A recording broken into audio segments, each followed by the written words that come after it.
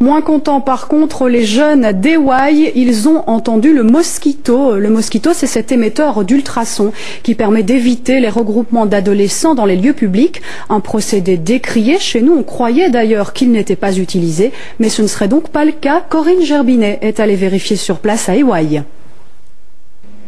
Le mosquito, le voici, un petit boîtier muni d'un haut-parleur à première vue inoffensif. Développé par une société anglaise, l'appareil a pour but d'éloigner les adolescents de certains endroits grâce à des ondes sonores à haute fréquence que seules les jeunes oreilles peuvent entendre.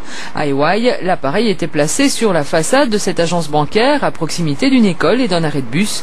Depuis plusieurs semaines, Arnaud, qui attend son bus ici chaque jour, se plaignait de violents maux de tête. La semaine dernière, il a encore eu très mal encore à la tête. Je dis mais comment ça se fait que tu as si mal, qu'est-ce qui se passe à l'école, tu as des tensions ou quoi?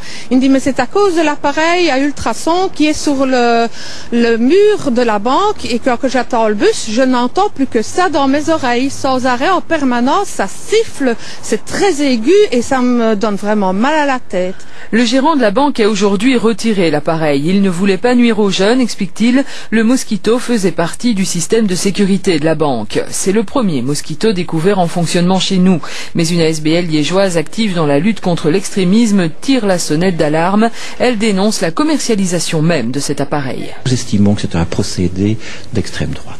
Que d'exclure comme ça toute une partie de la jeunesse, au nom de quoi on se le demanderait bien, puisque même la ministre Fonck a précisé que, de compte fait, il y avait un délinquant pour 1000 jeunes, donc c'est une manière d'éloigner toute une catégorie de la population.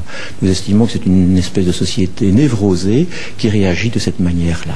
La SBL a lancé une pétition pour demander l'interdiction de cet appareil en Belgique et en Europe. En une semaine, elle a déjà recueilli 3800 signatures.